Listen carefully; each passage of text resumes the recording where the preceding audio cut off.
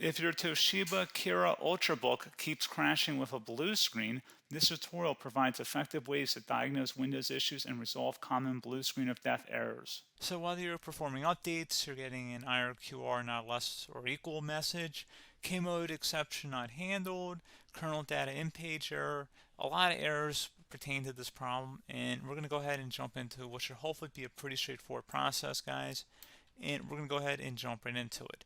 So first thing I'd recommend doing would be to actually go ahead and boot to the troubleshooting utility on Windows 11.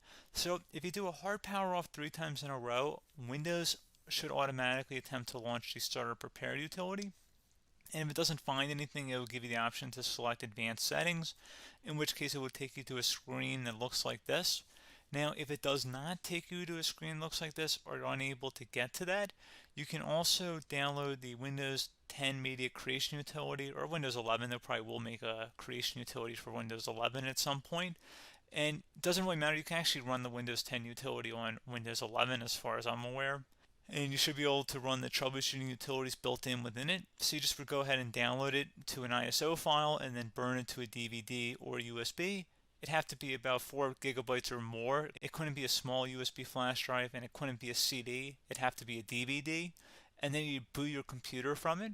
So depending on the computer manufacturer, you'd have to tap a different key on your keyboard in order to launch that menu, in order to select what boot drive you want to go off of. So it could be anything between the escape key, F2, F8, F12, for example. And those are the function keys on the top of your keyboard.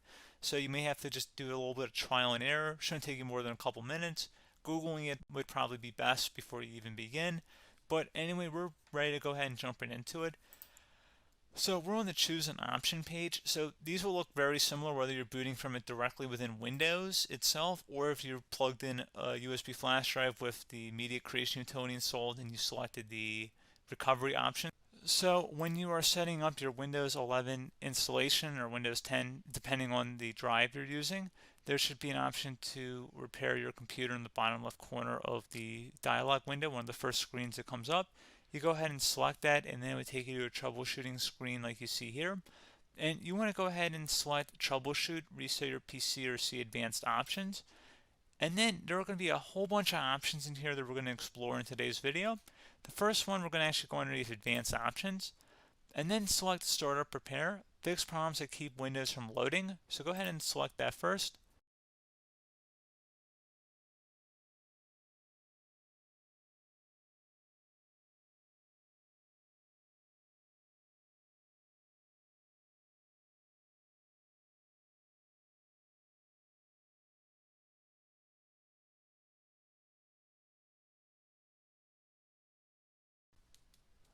Okay, so you can see it could now repair our PC. That was our first option we could try. Something else, if we go back into advanced options here, and then select troubleshoot, we're going to go underneath advanced options again. You can go ahead and actually access safe mode by selecting startup settings. And then if you select the restart button, you have the option on the screen select safe mode with networking, which will give you a key on the screen. It'll tell you which key to press to enter that. I believe it's the F7 key. It'll do that for you. I'm not going to go over that in today's tutorial because I don't really want to go into safe mode, but you're more than welcome to attempt that by going into here and then selecting restart. Again, it'll launch another screen. It'll say what key do you want to press, and it'll give you like 7 or 8 different options, and you want to select safe mode with networking. There's also an option for a command prompt too, but that's going to be something we're going to cover later in this video, and we don't even have to go through that in order to access it. So that's why I'm not going to really push for that, because unless you know exactly what's causing the problem, you probably don't need to go into safe mode. Unless you're trying to recover files, in which case then you definitely can go into safe mode, but we're trying to actually recover our computer here. So I hope that makes sense. Something else we can also try here as well would be to uninstall updates, remove recently installed quality or feature updates from Windows. So if you go ahead and select that, you can uninstall the latest quality updates, which generally is the more day-to-day updates. Feature updates are the less regularly released ones, like the big ones. I would equate it to service packs in like Windows 7 and Windows Vista and Windows XP. So larger updates that occur once or twice a year at most. And the quality updates are more just a regular update. So Probably obviously depend, it'll take longer if you're going to try and uninstall the latest feature update versus quality update, and maybe you don't need to go back that far. So just giving you guys a couple pointers with that. Something else you can also look at here, and we're going to jump into the command prompt in a little bit, but you can select system restore, which will use a restore point recorded on your PC to restore Windows. And this is something I would highly recommend here, guys. So select next. Assuming you have a restore point saved on your computer, you go ahead and select the most recently created one, and you'll select next, and then you'll select the drive. You shouldn't actually have to select the drive. You can scan for affected programs, but we're going to keep it all default here, and then we're going to select finish. So once started, system restore cannot be interrupted. Do you want to continue? I think we're going to select yes. I don't think we have anything better to do on our computer right now, so just give it a moment here to initialize. It will take a couple minutes to run, obviously depending on how large your hard drive is and how much is saved on the system restore point. So just give it a couple minutes here.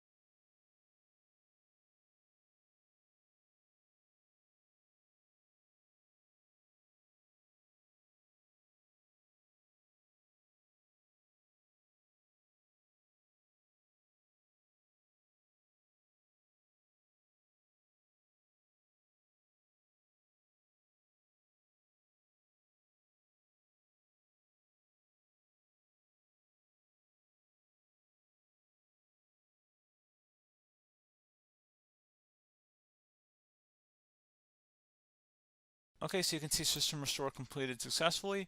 The system has been restored. Your documents have not been affected. Click the restart button to restart your computer. Go ahead and select restart.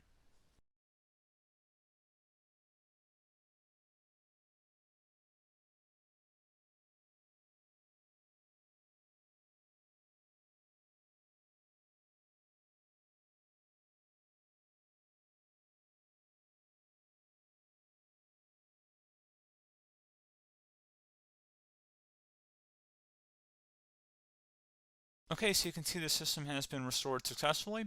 We're going to go over a couple different methods in addition to that if that did not work. So I'm just going to pause the video and we're going to start back on the recovery screen that we started with. Okay, so a couple other things we can try here too. If you go back into troubleshoot, you can select reset your PC, while you choose to keep or remove your personal files and then reinstalls Windows. You can select to keep my files, which will remove apps and settings but keeps your personal files. You can also select remove everything, which will remove all of your personal files, apps, and settings. So this is more of a factory reset, the second option here. First option, it should not delete all of your personal files. However, it will pretty much clear most of your programs, and keep in mind, there's no guarantee that your information, number one, is even still available and easily recoverable on your computer to the point that you actually would be able to recover anything. And the second point is that there's always a chance that it won't actually recover and it will just do a factory reset anyway. So there's no guarantee that actually would keep your files anyway. So I would recommend trying to get a recovery tool and backing that up first before selecting it anyway.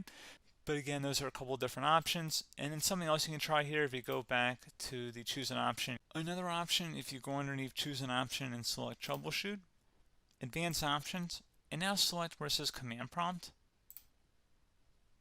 Okay, so the first thing we should do is type our main hard drive here. In most cases, it should be the C drive. So you just do a C colon and then hit enter on your keyboard. So once you're underneath the C drive, we're going to type in dir and then hit enter on your keyboard.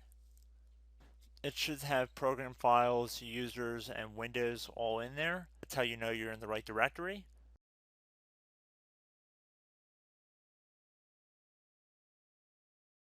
In some cases, it might be the D drive as well, so just keep that in mind.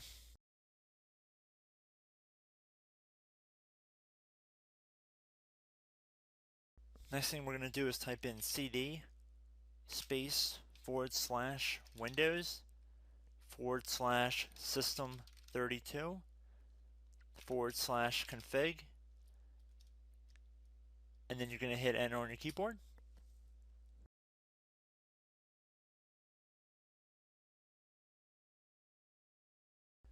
So now you're going to type md space backup. If you've seen other tutorials, it might also say to put down md backup. That's because the backup name is pretty common when you want to back something up. So you can name this whatever you want, doesn't have to be backup. So if you've already made a backup folder in the past, you could do backup 1, for example. So once you're done setting the name you want the backup to be called, hit enter on your keyboard again.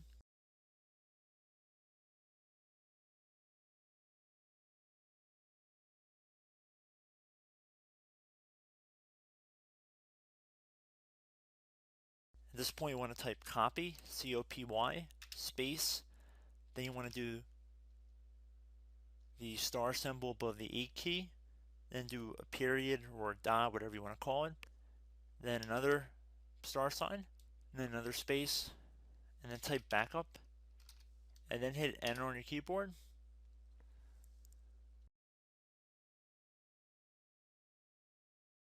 Now you want to type cd reg back, REGBACK,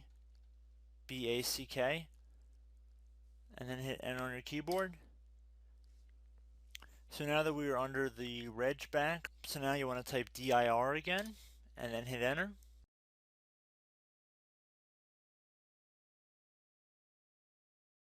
So now at this point we're going to type copy again. So copy, space, star sign, dot, another star sign, space, and then 2 dots. So we're going to type copy, space, star sign, dot, sign, star sign, dot, dot, and then hit enter on your keyboard again. So for overwrite, you want to overwrite all. So type A on your keyboard, so capital A, and then hit enter on your keyboard.